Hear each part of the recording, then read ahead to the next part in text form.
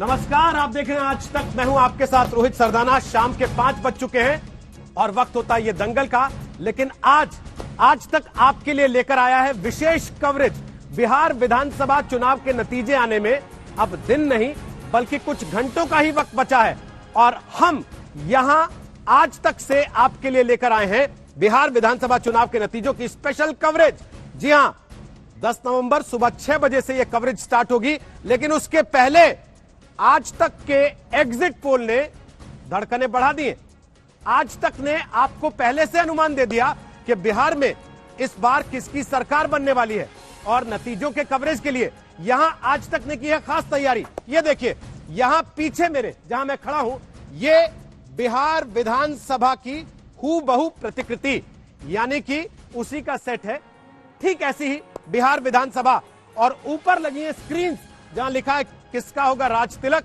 यहां एक एक क्षेत्र का नतीजा आपको दिखाई देगा जब बिहार चुनाव के नतीजे आएंगे और उसकी एक झलक हम आपको एग्जिट पोल में दिखा चुके हैं। और मेरे साथ रहेंगी अंजना कश्यप, मेरी सहयोगी। अंजना आ चुकी है स्टूडियो में और हमारे साथ आ चुके हैं संगीत रागी, दिल्ली यूनिवर्सिटी में पॉलिटिकल साइंस पढ़ाते हैं, राजनीतिक विश्लेषक हैं और आपको बता दें आरएसएस से जुड़े। और संजय कुमार हमारे साथ आ चुके हैं, सीएसडीएस से संजय कुमार जुड़े और इस बिहार चुनाव के पूरे सफर के दौरान हमारे साथ संजय कुमार है। अंजना, कुछ और मेहमान भी हमारे साथ आएंगे अभी कुछ देर में। कुछ और मेहमान भी हमारे साथ जुड़ेंगे और संजय जी से बात हुई है 2-3 दिन पहले से लगातार। उन्होंने भी जो अनुमान लगाया था एग्जिट पोल का भी अनुमान उसी तरह के संकेत देता हुआ। लेकिन जंग इस बात पर लड़ी गई कि एनडीए बार बार ये बताता रहा रोहित कि जंगल राज फिर से ना आ जाए, इसलिए इस बार सोच समझकर वोट दीजिएगा। इस बार क्या ये चुनाव और उसका नतीजा ये स्थापित कर देगा कि जंगल राज वाले खौफ पर लोगों का भरोसा हुआ या फिर नहीं हुआ? देखिए, आरजेडी को पहले से बताना पड़ा है कि जब चुनाव के नतीजे आएंगे कोई हल्ला हुड़दंग नहीं, कोई उद्दंडता नहीं करेगा। तेजस्वी यादव ने साफ कर दिया है, जश्न मनाना है तो जनता मनाएगी, कार्यकर्ताओं के ऊपर किसी तरीके का दाग नहीं लगना चाहिए। और यही आज की इस बहस का विषय भी है। जंगल राज के दाग कैसे धुलेंगे? क्यों यह सवाल आज पूछना पड़ रहा है? वो इसलिए क्योंकि एग्जिट पोल अनुमान दे रहा है कि सरकार आरजेडी की अगुवाई वाले महागठबंधन की बन रही है। आज तक ने एक्सिस, माय इंडिया और इंडिया टुडे का एग्जिट पोल जो आपको दिखाया वो ये बताता है 139 से 161 सीटें तेजस्वी यादव की अगुवाई वाले महागठबंधन की आ सकती है और नीतीश कुमार की अगुवाई वाला एनडीए बिहार में सिमट सकता है 69 से 91 सीटों पर। एक तरफ एनडीए के लिए बहुत बड़ा झटका तो दूसरी तरफ तेजस्वी का कद बहुत बड़ा हो जाएगा अगर अनुमान के हिसाब से ही नतीजे 10 तारीख को आते हैं। ये भी सोचिए कि सरकार अभी बनी नहीं है और अभी से आरजेडी को अपने कार्यकर्ताओं को समझाना पड़ रहा है कि जरा शांति से, जरा सद्भाव के साथ, जरा आराम से जो भी नतीजे आए तो क्या जंगल राज के ये दाग धुल जाएंगे? ये सवाल इसलिए भी क्योंकि लालूवाद को पूरी तरह से हटाने की कोशिश की तेजस्वी ने जब अपने पिता की तस्वीर नहीं लगाई पोस्टर्स पर, होर्डिंग्स पर। 44% वोट प्रतिशत के साथ तेजस्वी यादव बहुत आगे और 39 पर अटके हुए नीतीश कुमार के लिए अनुमानों के मुताबिक ऐसा प्रोजेक्शन जिसमें चौथी बार सीएम की रेस में वो हारते हुए दिखाई दे रहे हैं लालू प्रसाद यादव के बेटे तेजस्वी यादव से। तो क्या तेजस्वी यादव उन आरोपों से पीछा छुड़ाने में कामयाब हो पाएंगे जो उनके पिता के शासनकाल में लगते रहे और उन्हीं को लेकर पूरे चुनाव प्रचार को बुना गया तेजस्वी यादव के खिलाफ? आपको सुनवाते हैं किस तरीके से चुनाव प्रचार के दौरान तेजस्वी यादव पर जंगल राज का सवाल बार बार चिपकाने की कोशिश की गई। आज के युवराज बिहार की जनता की, और मैं मानता हूं ये जंगल राज के युवराज से बिहार की जनता पुराना ट्रैक रिकॉर्ड के आधार पर और क्या अपेक्षा कर सकती है? जंगल राज की परंपरा में सब कुछ सीखने वाले लोगों को मुझसे ज्यादा अच्छी तरह बिहार की जनता जानती है। एक पक्ष है जंगल राज का जिसने गरीबों के पैसों से घोटाला किया। दूसरा है एनडीए, जिसने गरीबों के अकाउंट में सीधे पैसे पहुंचाए हैं। एक पक्ष है जंगल राज का, जो किसानों के नाम पर बिचौलियों के हित की राजनीति करता है। दूसरा है एनडीए, जो किसानों के सम्मान और स्वाभिमान के काम करता है। एक पक्ष है जंगल राज का, जो अंधेरा वापस लाना चाहता है ताकि लालटेन फिर जले। दूसरा है एनडीए, जिसने हर गांव तक बिजली पहुंचाकर घरों को दूधिया बल्ब से प्रकाशित करने का, रोशन करने का काम किया। इन लोगों ने कभी बिहार की महिलाओं, बिहार की बहन बेटियों के होने वाली परेशानी की कभी चिंता नहीं की। वो खुले में शौच जाने में उसके लिए मजबूर थी। उनकी सुरक्षा पर खतरा रहता था। लेकिन जंगल राज वाले जंगल जैसे हालात बनाए रखना चाहते थे। ये एनडीए की सरकार है, जिसने बिहार की माताओं बहनों के लिए लाखों शौचालय बनाकर उनकी परेशानी कम करने का प्रयास किया है। आप बताइए, इनको आपने तेजस्वी यादव, जंगल राज के युवराज को आपने विधायक बना करके भेजा था कि नहीं भेजा था? आपने इनको विपक्ष का नेता भेजा था कि नहीं भेजा था? नंदू जी आप बताइए। नंदू जी, पिछले साल सारा साल बजट का सत्र निकल गया और तेजस्वी यादव गायब रहा, वो नहीं आया। ये उसने बिहार की इज्जत ली है, ये बिहार के साथ धोखा दिया है। आज ये बोलते हैं हम कानून का राज लाएंगे। जब कानून का राज था तो लाठी तेल पिलाओ ना लठिया भांजन, तब लाठी भांजते थे। आज ये विकास की बात कहने लगे। तो कारपेट बॉम्बिंग हुई थी जंगल राज के मुद्दे पर, तेजस्वी ने जवाब दिया, सुनिए। देश के प्रधानमंत्री हैं, कुछ भी कह सकते हैं। हमारे विरोध में तो बिहार सरकार, भारत सरकार, विश्व की सबसे बड़ी पार्टी, 30-30 हेलीकॉप्टर सब लगे हुए हैं। और इस तरह के बातों को जिक्र अगर प्रधानमंत्री कर रहे हैं तो हमको लगता है कि जनता जो है वो सब जानती है। और लेकिन प्रधानमंत्री जी को मुद्दे की बात पे कहना चाहिए था। 35 घोटाले गिनाए थे एक एक करके, 25 और ऐड ऑन हो गए हैं। तो अब क्या, उस समय नीतीश बाबू बुरे लग रहे थे, अब ठीक लगने लगे। तो ये देखिए, विश्व की सबसे बड़ी पार्टी की मजबूरी क्या है कि नीतीश कुमार जी को बैसाखी पे ले हुए हैं। मैं तो डिप्टी चीफ मिनिस्टर रह चुका हूं 18 महीने। मेरे 18 महीने में कौन सा भय का वातावरण था? उसका एनसीआरबी का आंकड़ा निकालिए, बहस कीजिए। वो 18 महीने और अब की सरकार के 18 महीने एनसीआरबी का। You will debate only on data, right? कि जो प्रोपेगेंडा, जो परसेप्शन जो बनाया गया था विरोधी द्वारा, जाहिर तौर पे आएगा। लेकिन हम आपको बता दें, बालिका गृह मुजफ्फरपुर कांड किसके कार्यकाल में हुआ? उसकी लड़ाई किसने लड़ी? उन बच्ची को इंसाफ दिलाने के लिए चाहे जंतर मंतर तक हो या सुप्रीम कोर्ट तक हो, किसने लड़ाई लड़ी? और मान लो तुलना मेरे से की जाएगी ना, हम तो ऑलरेडी ट्राइड एंड टेस्टेड है। तो ट्राइड एंड टेस्टेड है हम, और हमारे शासनकाल बनाम इनका शासनकाल देखिए, इन तमाम मुद्दों पर बहुत ही संयम के साथ बोलते हुए तेजस्वी यादव। आशुतोष जी भी वरिष्ठ पत्रकार हमारे साथ यहां पर स्टूडियो में जुड़ गए हैं। लेकिन आइए आपको सीधे लिए चलते हैं अपने सहयोगी सईद अंसारी के पास, खास अंदाज में। सईद, बहुत धन्यवाद अंजना। देखिए, अब हम अपने दर्शकों को ये बताएंगे कि समाज के हर वर्ग ने वोट दिया है, क्योंकि इतनी बड़ी जीत, अगर ये हमारे अनुमान आंकड़ों में परिवर्तित हो जाते हैं तो ये एक बहुत बड़ी जीत होगी। और न सिर्फ बिहार की राजनीति बल्कि भारतीय राजनीति को भी एक बहुत बड़ा संदेश होगा। तो क्या सिर्फ जाति के आधार पर वोट दे दिए गए आरजेडी को और तेजस्वी यादव को, या महिलाएं, बुजुर्ग, युवा, किसान, व्यापारी, सभी ने, सरकारी कर्मचारी सभी ने वोट दिए, वो हम आपको बताएंगे। देखिए यहां अगर हम सबसे पहले इधर देखें तो 83% वोट यादवों के, जो MY समीकरण की पार्टी कही जाती थी, यादव और मुसलमानों की आरजेडी, जी हां 83% वोट यादवों के आरजेडी के खाते में हमारे एग्जिट पोल के अनुमान के अनुसार दिखाई दे रहे हैं। और मुसलमान ने भी 79% वोट मुसलमानों के यहां पर आरजेडी यानी कि तेजस्वी यादव को मिलते हुए दिखाई दे रहे हैं। यह बहुत बड़ा आंकड़ा है। 83 और 79% का जो आंकड़ा है, यहां मत भूलिए आप कि ओवैसी भी पहुंच गए वहां पर, और सीमांचल का जो इलाका है वहां पर मुस्लिमों की जो तादाद है वो 70% से ज्यादा है। तो क्या पूरा का पूरा सीमांचल सीधे सीधे आरजेडी के पास चला गया है? अब अगर हम नीचे चलें तो आपको और बताएंगे, युवाओं की बात करेंगे, महिलाओं की बात करेंगे, बुजुर्गों की बात करेंगे, नीचे चल के आपको बताएंगे कि क्या यह सिर्फ MY समीकरण था।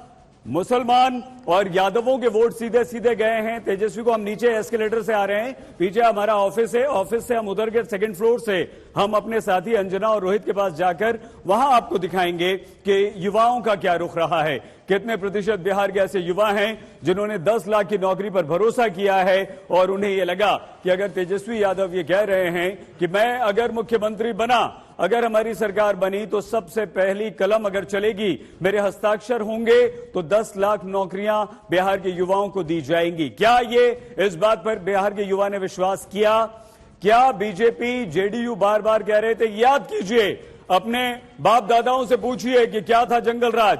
देखिए ये आंकड़े यहां पर आपके सामने आ गए, ये वो आंकड़े हैं।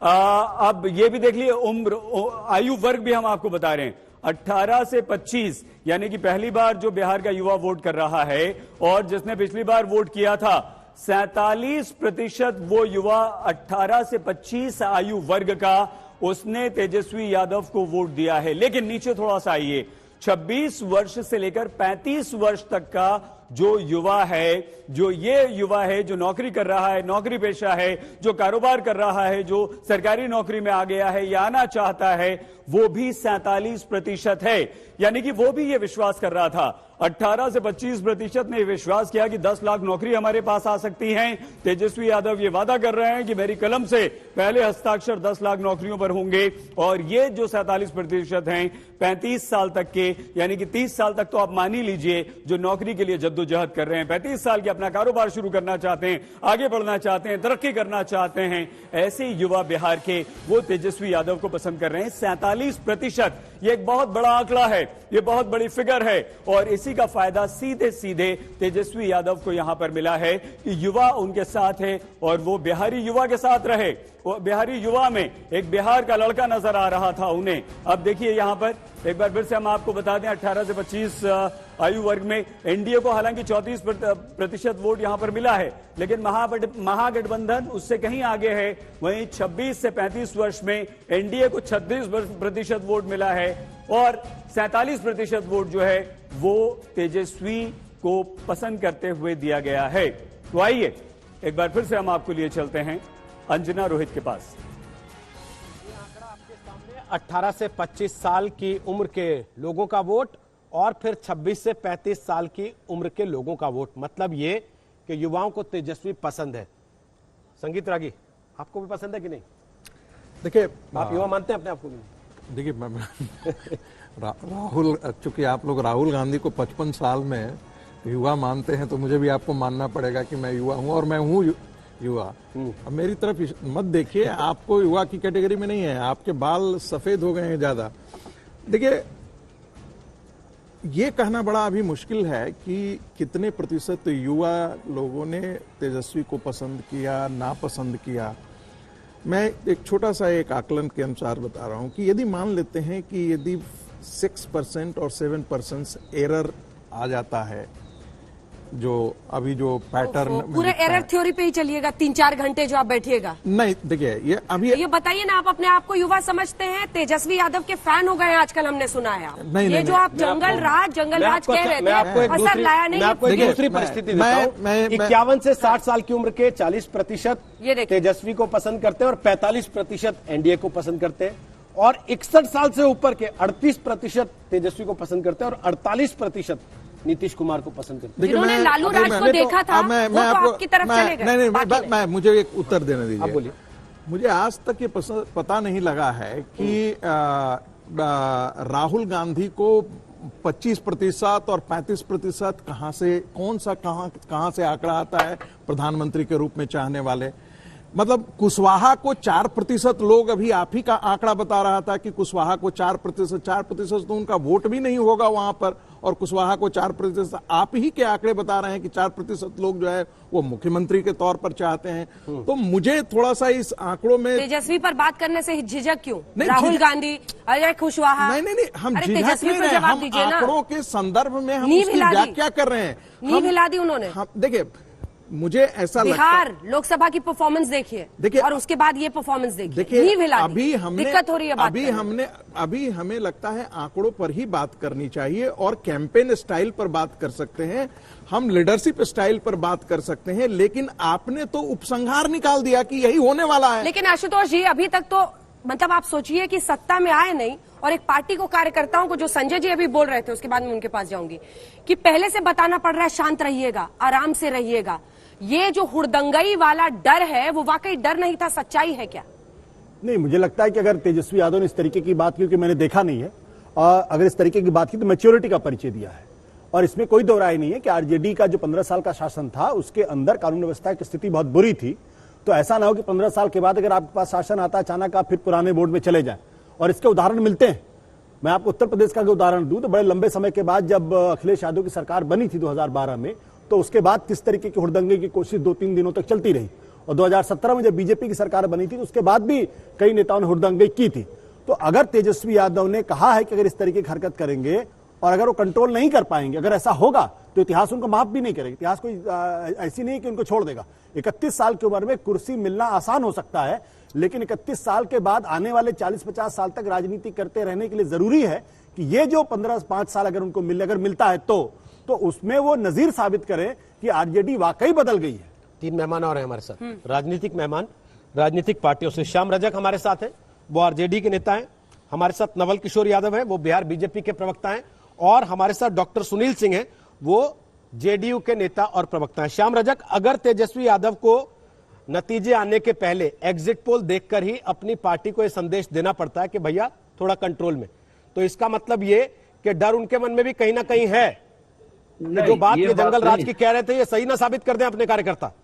ये सवाल नहीं है। हम अपने कार्यकर्ताओं को बराबर अनुशासन का पाठ देते रहते हैं, और वो अनुशासित भी रहे। इधर लगातार आप देखिए, राजद के कार्यकर्ता बड़े अनुशासित रहे हैं।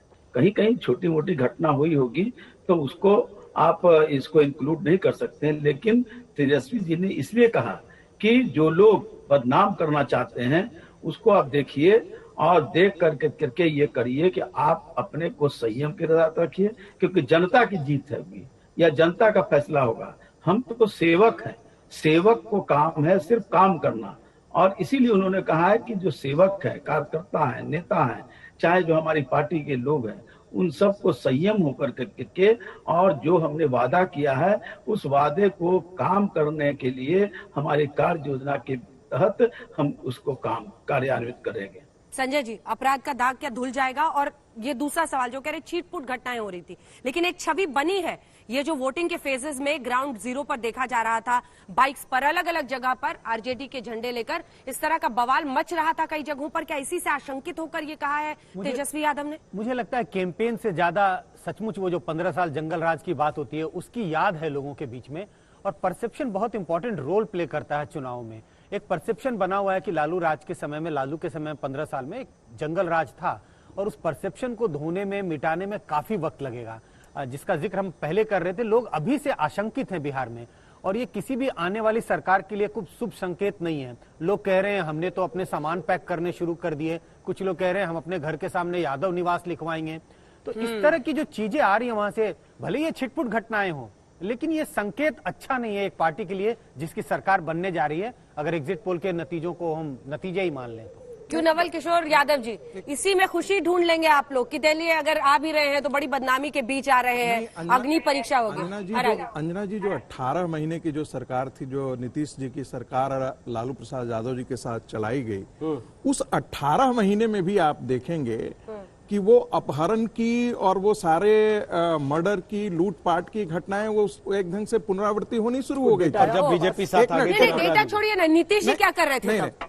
नीतीश जी मुख्यमंत्री, वो उप मुख्यमंत्री थे ना। मैं इसलिए ये कह रहा हूं, मैं तो ये बार ये जिक्र भी करता हूं कि जो नीतीश जी 2015 के बाद सत्ता में आए तो 2005 से 2015 तक उन्होंने एक डेवलपमेंटल पॉलिटिक्स की नींव, एक फाउंडेशन रखी, लेकिन 2015 के बाद फिर से वो उसी सोशल इक्वेशन की तरफ मुड़ गए जिसके लालू प्रसाद यादव जो है बड़े मसीहा थे। नतीजा ये हुआ कि जब जातीय पॉलिटिक्स पर नीतीश कुमार आकर के खड़े हो जाएंगे तो उस जगह पर तो पहले से वहां हारे भी नहीं है, अभी हारे भी नहीं, और आप डिसोन नहीं कर रहा हूं, अभी हारे भी नहीं है, घोषणा शुरू कर दिया। देखिए, मैं व्याख्या कर रहा हूं, मैंने डिसोन और ओन करने की बात नहीं है, मैं तो एक ये जिक्र कर रहा हूं। नवल किशोर जी, आप भी वही बोलेंगे जो रागी जी यहाँ बोल रहे हैं? वो तो सीधे सीधे कह रहे हैं नीतीश बाबू कुछ महीनों के लिए तेजस्वी के साथ क्या हुए, आरजेडी वाले लक्षण आ गए।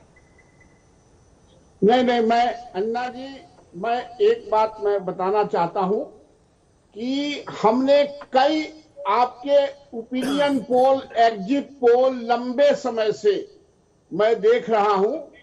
आप लोगों का एक अनुमानित डाटा रहता है और मैंने कई एग्जिट पोल आपका देखा है, ओपिनियन पोल देखा है सारे चैनलों का। आप जो कहती हैं या आप जो दिखाते हैं वह कभी साबित नहीं कर पाया है आपने। हमने 2015 में देखा है, हमने 2019 में देखा है, हमने 2010 में देखा है। ये आपका डाटा हो सकता है, आपका ये ओपिनियन है। अभी जब तक ये 10 तारीख को बक्सा से वोट नहीं निकलते हैं तब तक ये आप मान सकती हैं, आपके टीम के लोग मान सकते हैं आपने कहां से डाटा लिया है, आपने किनका डाटा लिया है, आपने कहां डाटा लिया। और आप जो ये 18 वर्ष से 25 वर्ष और 25 वर्ष से 35 वर्ष का जो आपने डाटा लिया है, ये किन से डाटा लिया है सोशल इक्वेशन में, ये आप ही बता सकती हैं। हम लोगों के समझ के परे है। फसल हमने लगाया है, उसका दरमन क्या जाएगा वो हम लोगों को पता है। आप अगर लगाती हैं तो आपका एनालिसिस हो सकता है। मैं आपको चुनौती नहीं देता हूं, लेकिन ये हम लोगों के भरोसेमंद नहीं है। और अभी से जो लोग सोच रहे हैं कि आरजेडी की सरकार बन गई और लोग मकान छोड़ के भाग रहे हैं, गांव छोड़ के भाग रहे हैं, मैं इसको भी तूल नहीं देता हूं। ये जो जनता का निर्णय होता है वो उसको आदमी को गले लगाना पड़ता है और उसके निर्णय को सलाम करना ही पड़ता है। आने दीजिए, अब बहुत समय नहीं रह गया है, एक आध दिन का बात है, आ रहा है। अंजना जी, हम भी बैठेंगे आपके चैनल पर, आप भी रहेंगे, जो होगा उसको सलाम किया जाएगा। नवल जी, यही मैं भी कह रहा था कि नतीजा आ रहा है, अब तो कुछ ही घंटे बाकी हैं। हम भी आपको फोर्स नहीं कर रहे हैं कि आप इसको स्वीकार कर लीजिए नतीजे के तौर पर। हम तो पहले ही कह रहे हैं ये अनुमान है। 63,000 लोगों का सैंपल साइज है 243 विधानसभा सीटों में, और उन 63,000 लोगों से बातचीत के आधार पर हमें यह लगता है कि तेजस्वी यादव सरकार बनाने की स्थिति में आ सकते हैं। नतीजा कुछ वैसा हो सकता है। हालांकि इसके पहले ये बताने की बात नहीं है, फिर भी बता रहा हूं नवल जी आपको। आपने पता नहीं कौन सा एग्जिट पोल देखा, लेकिन इसके पहले अभी तक जितने एग्जिट पोल आज तक करता आया है, चाहे वो लोकसभा चुनाव का हो, चाहे वो हरियाणा का विधानसभा चुनाव हो, जिसे बैंग ऑन कहा जाता है ना, वो बैंग ऑन नतीजे रहे। लेकिन ये जो आंकड़ा हम दिखा रहे हैं रोहित, दिलचस्प है। ये जो 45%, 48%, ये जो एज ग्रुप है, इन्होंने लालू राज को खुद देखा है, वो एनडीए की तरफ गए हैं। ये एक संकेत के तौर पर माना जा रहा है। ये वाला हिस्सा जरूर पसंद आएगा नवल किशोर जी को। और दिल के खुश रखने को काउंटिंग डे का इंतजार करना अच्छी बात होती है सर, आप कीजिए, अच्छी बात है। जल्दी से डॉक्टर सुनील सिंह साहब के पास जाते हैं एक प्रतिक्रिया लेने के लिए। डॉक्टर सुनील सिंह साहब, जल्दी से एक प्रतिक्रिया सर आपसे। जो आपसे लगातार हम लोग वहां पर भी बिहार में बातचीत कर रहे थे, लेकिन ये जो संकेत मिल रहे हैं, नीतीश कुमार के खिलाफ गुस्सा ऐसी नौबत ले आया, ये साफ दिख रहा है। जंगल राज पर आप चाहे शोर मचाते रहे। मीना जी, मैं नवल जी के बात को थोड़ा आगे ले आता हूं। 243 विधानसभा में अगर 63,000 का सैंपल साइज है तो मुझे लगता है कि वैज्ञानिक तौर पे स्टैटिस्टिकली सिग्निफिकेंट बहुत नहीं कहा जा सकता है। दूसरी बात, हमारे माननीय नीतीश कुमार जी ने कार्यकाल जो किया है वो गरीबों के लिए, मजलूमों के लिए, शोषितों के लिए, पीड़ित के लिए, जो निम्न वर्ग के, जो गरीबों के लिए और महिलाओं के लिए, जो उसको साइलेंट वोटर कहते हैं, चुप्पा वोटर आपके शब्दों में, तो चुप्पा वोटर कभी भी अपना माइंड नहीं देता है। चुप्पा वोटर केवल चुपचाप तीर छाप लगाता है, और इसका नतीजा है कि 2015 के जितने एग्जिट पोल के प्रेडिक्शन थे वो फेल कर गए। और मैं कहता हूं जो वोटर्स आरजेडी के होते हैं वो लाउड वोटर्स हैं, इसलिए आरजेडी के शीर्षस्थ नेतृत्व को यह कहना पड़ता है कि आप हुड़दंग न करें। और आपके भी जो आप लाइव कुछ कंसर्ट कर रही थी तो आप देखते थे कि महिलाएं अगर कुछ बोलती थी तो आरजेडी के कार्यकर्ता किस बदतमीजी से करते थे। तो वो एक लाउड वोटर है, हमारा साइलेंट वोटर है, दबा कुचला वोटर है, चुप्पा वोटर है, जो वोट दिया है, हमने काम किया है, हमें मजदूरी मालूम है जनता देगी, इसलिए कोई एंटी इनकम्बेंसी का सवाल नहीं है। और तीसरी जो बात मैं कहना चाहता हूं कि आप एग्जिट पोल में देखेंगे बहुत सारे में तो आपस में विसंगतियां हैं। जैसे कि दानापुर में दिखाया गया है कि जदयू खड़ा हुआ है, कहीं कहीं दिखाया गया कि माकपा का खड़ा हुआ है, ऐसी बातें नहीं है। तो कहीं फैक्चुअली रॉन्ग स्टेटमेंट भी है। तो इन सब बातों में वैज्ञानिक आधार पर, और दूसरी बात मैं कहता हूं, एक फैक्टर जो आप नहीं मानिएगा मैं आपको बताता हूं, एक होता है exit poll, patient exit poll. तो हम लोग चिकित्सक हैं, हमारे यहाँ पूरे बिहार से मरीज आते हैं, तो उनसे बातचीत के दौरान देखते देखते उनसे बातचीत करते हैं, तो वो जो एग्जिट पोल से कहते हैं पेशेंट एग्जिट पोल या एग्जिट पोल, उसमें स्पष्ट रुझान था कि माननीय नीतीश कुमार जी के और के नेतृत्व में एनडीए की सरकार आ रही है। और इन सब वैज्ञानिक तरीके से मैं दावे से कह सकता हूं कि एनडीए की सरकार आएगी। ठीक है, वोटर चरित्र में ही आप लोग अब सुकून ढूंढिए कि वोटर लाउड है, हमारा शांत रहता है।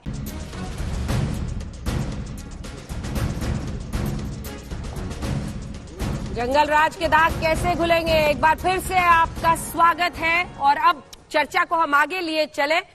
M+Y+Y, ये MYY में इस बार आखिरी वाई किस चीज के लिए है? जो तेजस्वी के हक में काम कर सकता है। मुस्लिम 79%, यादव 83% और ये युवा का 47% मिल जाना माना जा रहा है कि उनका काम कर देगा।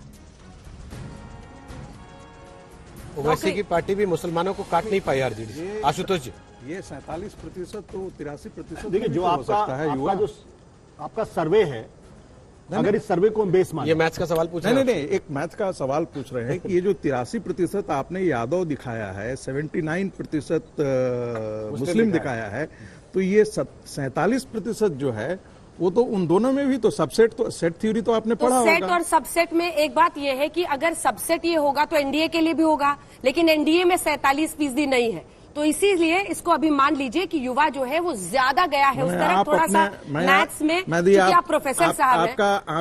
आप मैथमेटिक्स पढ़ी थी? सर मुझे ऐसा लग रहा है कि आप देखिए ना, यूएस के चुनाव को बिहार के चुनाव को बहुत मिक्स कर रहे हैं। सेनेटर नहीं चुना जा रहा था वहाँ पे विधायक चुना जा रहा था, और युवाओं को सरकारी नौकरी के वादे पर भरोसा हुआ, ये जमीन पर दिख रहा था। 47% ज्यादा लोग इधर थे, आपकी तरफ भी 40 से 45 के बीच में, वो आंकड़ा भी हम दिखा देंगे जो आपकी तरफ थे, तो थोड़ा एडवांटेज उनको है। अब वो जवाब दे दे। आशुतोष बोलिए।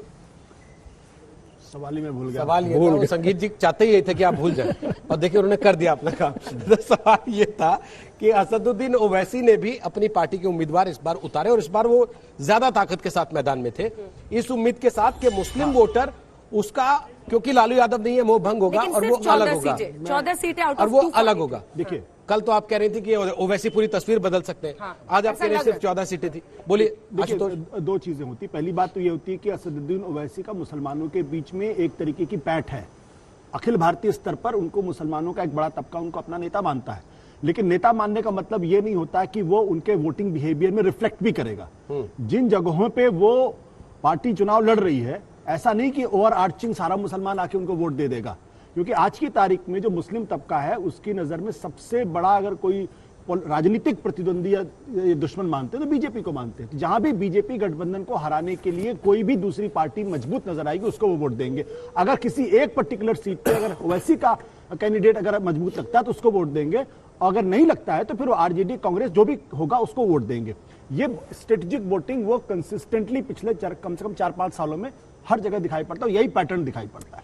देखिए पोलराइजेशन अगर होनी थी संजय जी, तो उसके लिए सीए एनआरसी, रागी जी रुकिए सर, बीच में बहुत बोल रहे हैं आज आप। सीए एनआरसी के मुद्दे पर आप ही जवाब दे दीजिएगा, दोनों दे दीजिएगा। सीए एनआरसी के मुद्दे पर बीजेपी अगर अपने आप सिर्फ चुनाव लड़ रही होती तो बहुत अग्रेसिव होती संजय जी, लेकिन योगी आदित्यनाथ के अलावा बहुत ज्यादा इसको पुश नहीं किया जा रहा था, क्योंकि नीतीश शायद अभी भी उम्मीद रख रहे थे कि कुछ मुस्लिम मतदाता मेरी तरफ आ सकते हैं, लेकिन वो भ्रम लगता है इस बार मुसलमानों ने तोड़ दिया है पूरी तरह से। बिल्कुल आप ठीक कह रही हैं अंजना जी।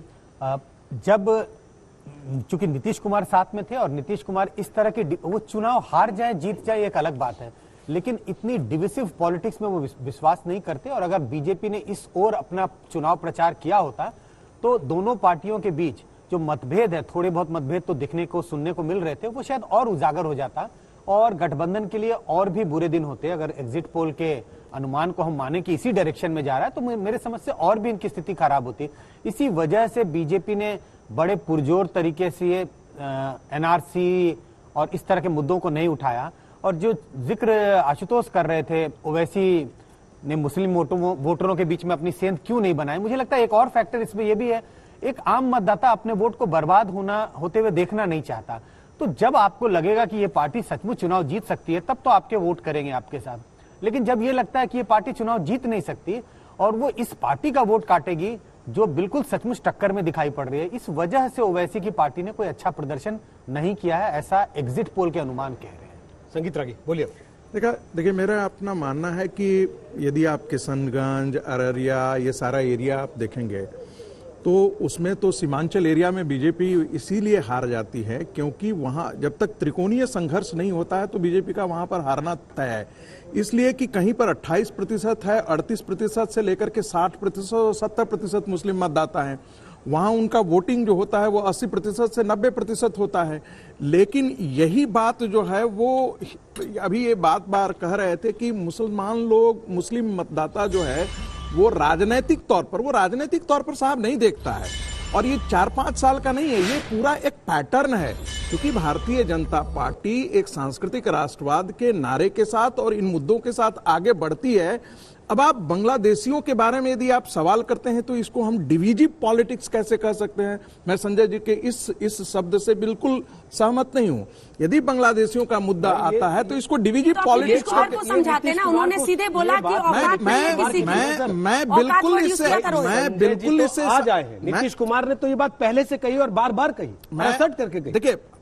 देखिए ये इसमें मुझे ये बात कहने में कोई गुरेज नहीं है कि नीतीश, भारतीय जनता पार्टी ने जब जब अपने सहयोगियों के हाथों में सत्ता दी है वो सेकंड पार्टी बन करके आ गए। आप अंदाजा लगाइए कि नीतीश कुमार को मुख्यमंत्री भारतीय जनता पार्टी ने तब बनाया था जब नीतीश जी की पार्टी को भारतीय जनता पार्टी से बहुत कम सीटें थी, तब जाकर के उनको मुख्यमंत्री के रूप में उनको पहली बार सत्ता में लाया था और बाद में वो भारतीय जनता पार्टी जो है उनकी सहयोगी पार्टी के रूप में हुई, सत्ता के शीर्ष पर नहीं रही।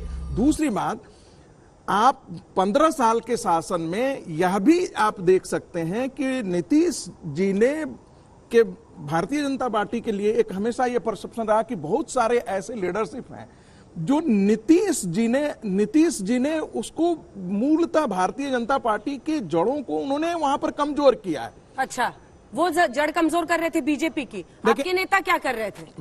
आपके नेता क्या कर रहे थे? मैं क्या आपको भारतीय जनता पार्टी का हूं जो आप हमसे ये सवाल पूछ रहे हैं? मैं तो इसका व्याख्या कर रहा हूं। लीजिए, बीजेपी जैसी पार्टी इतनी शक्तिशाली, राज्यों में आप कमजोर होते चले जा रहे हैं, आपको समझ ही नहीं आ रहा। मैं सुन लीजिए, बस नीतीश कुमार कमजोर कर रहे थे बीजेपी को। डॉक्टर सुनील सिंह से कमेंट लेते हैं। मैं 20 सेकंड अपनी बात।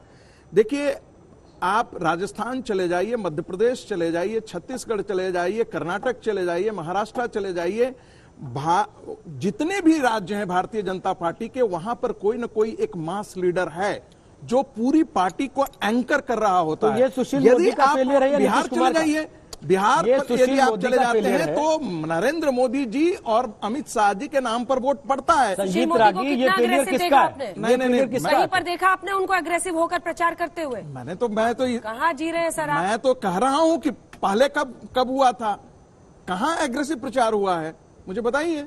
क्यों प्रचार क्यों नहीं हुआ? आपने गिरिराज सिंह को, तमाम जो बीजेपी के नेता हैं, आप वहां पर अपनी नेतृत्व को नित्यानंद राय तो कह रहे थे कि साहब यहां अगर सरकार आ गई आरजेडी गठबंधन की तो कश्मीर के आतंकवादी यहां आ जाएंगे सारे। वो भी तो बीजेपी तो पाकिस्तान में पटाखे फूट रहे थे, वो पिछली बार था। देखिए इसमें कोई दो लेकिन आपको मैं लेकिन वो बेहतर काम कर गया था आशुतोष जी। नहीं, 54 सीटें आई थी। आशुतोष- देखिए नीतीश कुमार के साथ जाने का आशुतोष- बोझ क्या ढोना पड़ा, इसका एनालिसिस होना चाहिए, क्योंकि अगर वो बातें असर की थी, 54 सीटें इनकी आई थी। मैं तो अपने बलबूते। मेरी राय में थोड़ी सी फर्क है। मेरा ये मानना ये है कि ये पूरा का पूरा चुनाव नीतीश कुमार को धराशायी करने का चुनाव था। अब ये इसका खुलासा कब होता है ये बात की बात है, लेकिन जिस तरीके से पूरा गठबंधन और उस गठबंधन को जिसके बारे में कहा जा रहा था कि बहुत अच्छा चुनाव लड़ते हैं, बहुत अच्छी लीडरशिप है, बहुत अच्छा प्रचार है, बहुत अच्छी पूंजी इनके साथ है, बहुत अच्छा संगठन है, वो गठबंधन शुरू से लेकर अंत तक एक साथ एक मंच पर लड़ता हुआ दिखाई नहीं पड़ा। कभी ग्राउंड लेवल पे बीजेपी के कार्यकर्ता जनता दल के कार्यकर्ताओं के साथ कभी दिखाई नहीं पड़े। तेजस्वी जिस तरीके से मोदी जी के हर रैली में नीतीश जी थे, ज्यादातर कम से कम जितनी उन्होंने रैलियां की, 3 रैलियां होती थी तो 2 में नीतीश साथ होते थे। ग्राउंड पे क्यों नहीं रिफ्लेक्ट कर रहा था? जितनी रिपोर्टें आ रही हैं, आप लोग तो ग्राउंड पे थे, क्या आप ये कह सकती हैं कि ग्राउंड के ऊपर बीजेपी और जेडीयू कार्यकर्ताओं के बीच में जबरदस्त तालमेल था? अभी पूछ लेते हैं ना, एक बार सुनील सिंह से पूछते हैं ना। डॉक्टर सुनील सिंह, एक सेकंड, डॉक्टर सुनील सिंह से पूछते हैं, वो जेडीयू के नेता है, फिर आप कह देंगे कि नहीं मेरे से क्यों पूछ रहे हो, मैं तो पार्टी का नहीं हूं। उन्हीं से पूछ लेते हैं। डॉक्टर सुनील सिंह बोलिए इस बात को जो आशुतोष सवाल उठा रहे हैं।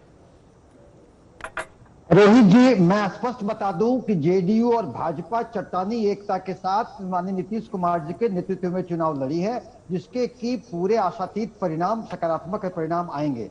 जहां तक आपने अपने सर्वे का बेस करके इतनी सिंपल अरिथमेटिक जात पात पर कर दी, तो बिहार को जात पात का लेबल जो लगा दे, मैं आप लोग को स्मरण करना चाहता हूं कि बिहार कोई जात पात का राज्य नहीं है। यहाँ से अशोक मेहता, जॉर्ज फर्नांडिस, जेबी कृपलानी, मधु लिमय जैसे लोग आए हैं जो बिहार के किसी जाति के नहीं थे। और जहां तक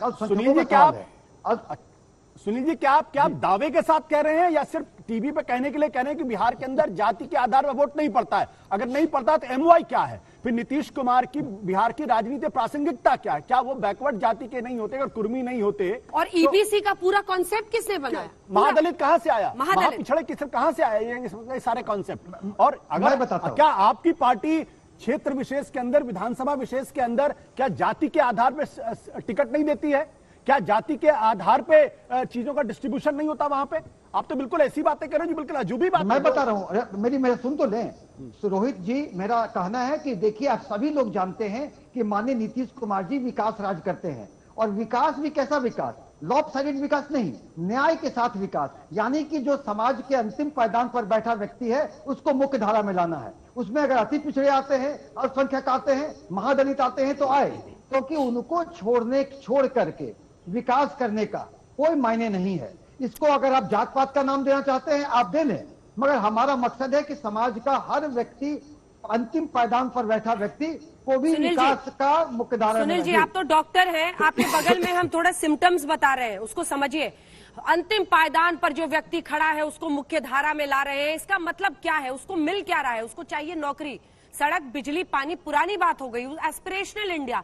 और उसी में जो यूथ था, युवा था, वो आखिर क्यों, चाहे वो रोजगार का मुद्दा हो, अन्य मुद्दे हो, उस पर वो चला गया। ये देखिए ना, जो हम एक एक करके तमाम बातें आपको बता रहे हैं। जो अशिक्षित है, ग्रेजुएट लोगों के लिए सबसे ज्यादा वोट जो है वो तेजस्वी यादव की तरफ गया, तो शिक्षित में से भी कई लोग गए हैं। दूसरी तरफ जो युवा है, जो बेरोजगार है, वो सबसे ज्यादा उधर गए हैं। आप क्या वो नहीं दे पाए, या तो आप सिम्टम ही गलत देख रहे थे, आप समझ नहीं रहे थे, आप मेन स्ट्रीम में शामिल करना होता। क्या होता है सर, लॉकडाउन के बाद कितने लोगों ने नौकरियां खोई? लोगों को नौकरी चाहिए थी, वैकेंसी कहते थे हर जगह की, सरकारी वैकेंसी नहीं निकालते। देखिए, वैकेंसी पर जो आंकड़े विपक्ष के द्वारा प्रस्तुत किए गए, वो आंकड़े में बहुत विरोधाभास था। एक यहाँ पर करीब 1 लाख से ज्यादा वैकेंसी थी, जिसमें 70,000 पर हमारी प्रक्रिया अभी चुनाव आयोग का चुनाव प्रक्रिया के पहले शुरू हो चुकी थी। इसलिए ऐसी बात नहीं है। और पूरी तरह ये आंकड़े नौकरी बढ़ाने के लिए पूरी तरह से राज्य सरकार की संकल्पित थी। शिक्षा की बात अगर कर लें तो अगर आप किसी नहीं डॉक्टर साहब, आप लोग जब घिर गए ना नौकरी के मुद्दे पर, तब ये सब 1 लाख के लिए हमने काम शुरू किया। 1 लाख नौकरी का मतलब समझ रहे हैं आप? 1 लाख नौकरी का मतलब जो परिस्थितियां हैं सर, देखिए 1 लाख नौकरी का अर्थ होता है 1 लाख परिवारों की बात। इसको हल्के में मत लीजिए कि 1 ही लाख नौकरियां थी, तो 4.5 लाख कह रहे थे, वो 3.25 लाख कह रहे थे। जी अंजना जी, मैं बस एक बात कहना चाहता हूं कि ये पूरी बातें अगर कर ले तो कुछ लोगों को, अगर युवा में कह लें तो युवाओं के लिए जो किया गया है, युवा के लिए जो हम लोग एजुकेशनल लोन, युवा के लिए जो हम लोग जो क्रेडिट कार्ड की व्यवस्था की है, युवा पूरी तरह से उनको जो हमने शिक्षा में, स्वास्थ्य में जो उन्हें रोजगार देने की कोशिश की है, युवा में दिक्कत नहीं है। कुछ लोग ये दिल मांगे मोर वाले होते हैं जो झांसे में आते हैं, लेकिन ऐसे लोग बाद में समझ जाते हैं बाद में कि ये क्षणिक है। जो हमारा जो हमारा ट्राइड एंड टेस्टेड लीडर है, जो हमें यहाँ तक पहुंचाया है, वही हमें आगे ले जाएगा। इसीलिए मैं कह रहा हूं अंजना जी कि अगर 10 तक हम सभी इंतजार कर लें, ये बहुत सारी चीजों का क्लियरिटी हो जाएगा। कर रहे हैं सर, बिल्कुल कर रहे हैं, जो चिंता मत टीचर्स कीजिए। की वैकेंसी है वही अकेले 40% है आपके बिहार के अंदर। अभी सिर्फ आशुतोष मैं जी, एक टीचर्स के बारे में बात कर आशुतोष जी, अगले 1 घंटे विस्तार से इसी पे बात करेंगे ना। 10 लाख नौकरी का वादा वो कितना व्यावहारिक है, क्या वो पूरा किया जा सकने वाला वादा है या फिर चुनावी जुमला है?